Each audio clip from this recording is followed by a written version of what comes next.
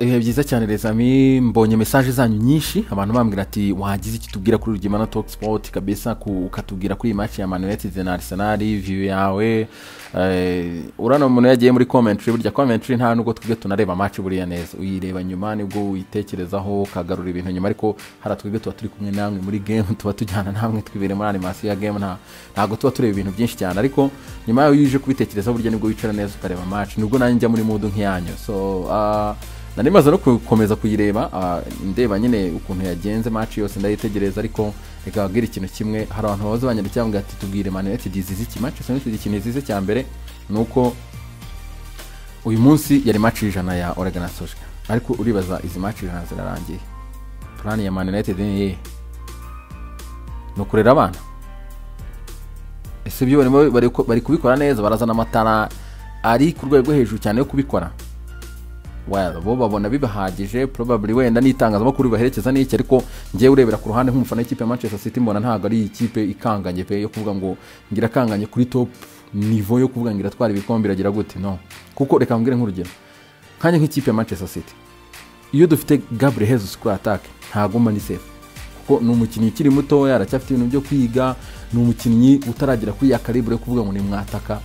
Iyi match tugiye mafite igitego nkuko kunagwere yari muzima ari kuri attack, manzi yuko ikipe ukina n'ikipe ya City yose irunwa mu igitego byanze bikunze. Aha rero ikipe ya Man United kubura Martial nawo ntakita umwataka, bakaba bafite uyu mwana wujuze imyaka 23 witwa Marcus Rashford. Reka tumureke kumureba nk'itangazamakuru ibyo bamuvuga n'ibiki byose, bisu umukinnyi ntararenze ibitego 20 muri Premier League. Umwataka rero kuri calibre y'ikipe twari ibikombe ha Manchester United, ikipe imenyereye ibikombe, ikipe yamenyereye gutwara ibikombe, ntago ari umwataka kuvuga ngo uri kuri calibre. Bara n'abana bakurira mu ikipe wewe ukamurera ukabona ageze kuri imyaka 25 ndi buratangiye gukina umupira, ariko umwataka ku myaka 23 biragoye muri Premier League ku makipe ahari kuvuga ngo uraza ngo ugire icyo ukora cyahatari wumve ko nyine ari umucunguzi w'ikipe ku myaka 23 afite ibintu byinshi byo kwiga, aracyafite imyaka 2 yo kwiga ibintu, akageza ku myaka 25 handi uzi ko Rashford ari mu kibuga anytime igitegura kirya, ariko umuntu ntago aragira kuri icyo gitinyo cyo kurwo rwego. Ni umwataka nyine byanze ubwo byanze. Ikindi uyu mutoza wa Ole Gunnar Solskjaer nibajije tactique yazanye muri game ni narebye ikintu cya mbere, Bruno bamuteretseho Eneneni, umuntu witwa Rashford bamumize burundu, match yose burundu baramumira. Mikel Arteta yabanjira gufatira Eneneni, arabwira Bruno Fernandes ntakore kuri bar. Mita ya mbere yo noneho yarangiye Bruno na Rashford wibazaga bari he muri iyi match, babuze. Thomas Partey baramuretsa aridagadura muri median. Paul Pogba yagendaga gahoro mu buryo bushoboka, byari binagoye kugira ngo hagire n'icyo banakora, kuko nimba umutoza Ole nabonye bamaze kumufungira Bruno Fernandes, yagomba gushaka indi solution ya kabiri ituma imipira igira muri attack. Nukuri buretse igice cya mbere bya shot rya Greenwood, nta kindi gihe Man United yongeye gukina bamaze kwitera penalty, nta kintu cyahatari bigeze bakora imbere y'azamu rya Arsenal.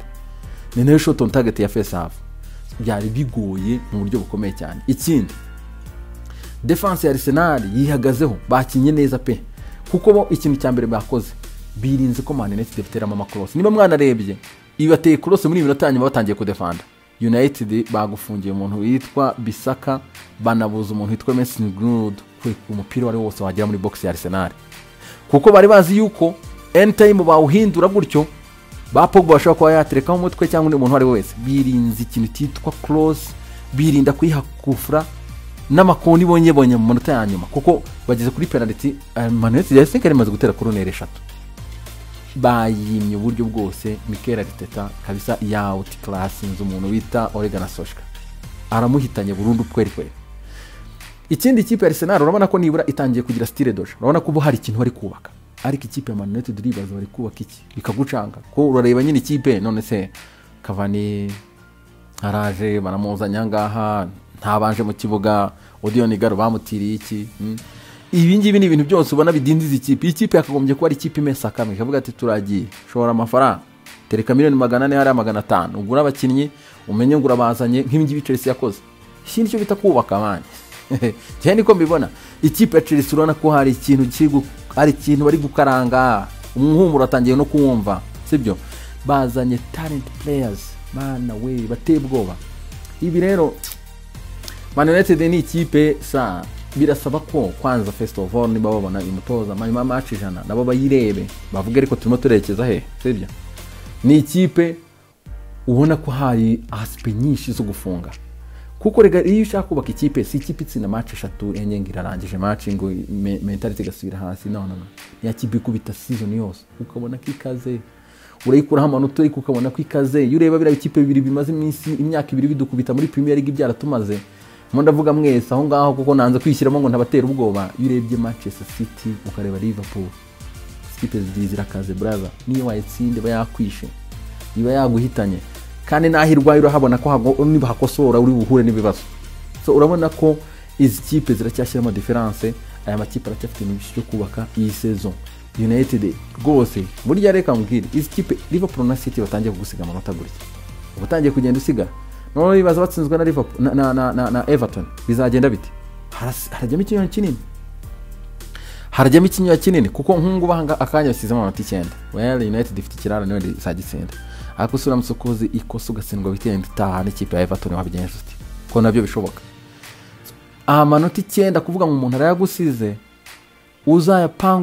uyapangurure City utegereze gutwara igikombe cyo ugomba kuba ufite ikipe iri steady ya indi iteguye kurasa umuntu ikindi ifite attack iri sharp atari ibintu byo gukora gutya. Bruno Fernandes umukinnyi mwiza sibyo umukinnyi bita Rashford n'umukinnyi ukaze aba babiri iyo babitse match birangiye nta muntu ahindura umukino. Ni nabyo mukanya Roy Keane aho avuga ati nta murideri n'umwe turebye match Man United nta muyobozi n'umwe ko Pogba nawe agomba gufata icyemezo ubonaga ni nawe urangije unakora n'ama penalty.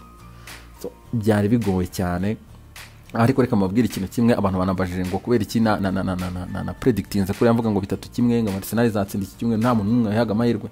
Njewe hari ibintu narebaga nibazaga Willian yagarutse uyu mutoza Mikel Arteta umutoza umeze nka Pep Guardiola afitemo style imeze kuko n'abantu b'abataktisi bateye ubwoba.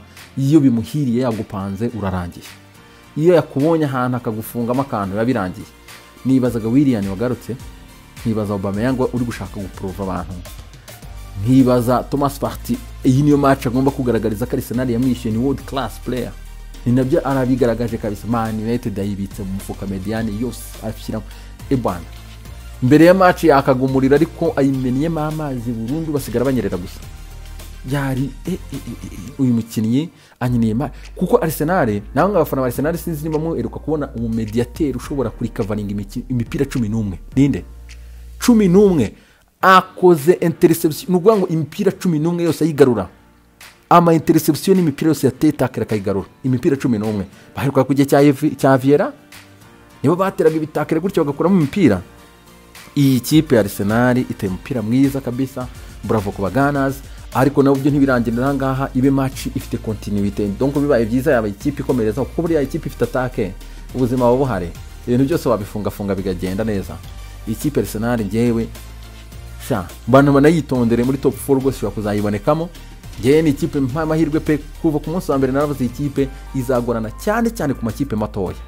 Simbivuze ko yatsinze United ngo ni ikipe ntoya no. Nyuma ndabivuga encadre bakura n'aya makipe yo munsi y'imyanya 8 kumanura hasi. Kuko Arsenal ni ikipe ifite ubushobozi bwo gutsinda amakipe home away. Kuri amakipe matoya za Brighton za zande zose. Muziki uzacurangwa aha. Iyi kipe Arsenal ni ikipe igoranye kuba Willian yagarutse bibagendekeye neza kabisa ntasubire mu kibazo cy'imvune. Bagakomeza kugira abakinnyi bose bameze neza nta mvune zihari. Ikipe Arsenal ndayibona muri top 4 nayihaye amahirwe jewe uyu mwaka yuko ari ikipe ishobora kuzaza amakipe 4 ya mbere. Gusa nabo birasaba nyine ko bagira amahirwe n'imvune nkuko nabivugaga barasaba ko bagira amahirwe bakinnyi babona amakarita y'imituku amayerera akaba makeya. Muzamu wa kabiri simbihise ukuntu ameze urumva muzamu wa mbere akaba muzima kandi ikindi iyi kipe Arsenal mu byukuri binabonye ibyo bya top 4 bikanga ni ikipe yashaka Europa League uyu mwaka ikayibona nyuma yo kongeramo aba bantu. Dani Ceballos arahari urumva ukaba ufite Thomas Partey ukaba ufite Willian ameze neza Aubameyang Lacazette ukagira no ubwana bwose usimbura defense Luiz yahari akaba ameze neza.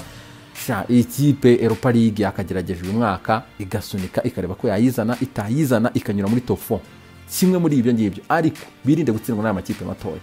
Ibi bintu byandi bajyaga hanze ugasanga batsindiwe kwa West Ham, batsindiwe kwa Brighton, batsindiwe kwa Burnley, bakubiswe kimwe nande, ibyo ngibyo niba bireka bagatangira gutsinda match zo hanze. Ikipe Arsenal na kwambia ngewe nkomeje kugaruka kuri rya jambo, iyi kipe ndayibona muri top 4 uyu mwaka byanze, ishakire muri Europa League, ariko ibyo bibiri kimwe muri byo igomba kukibona.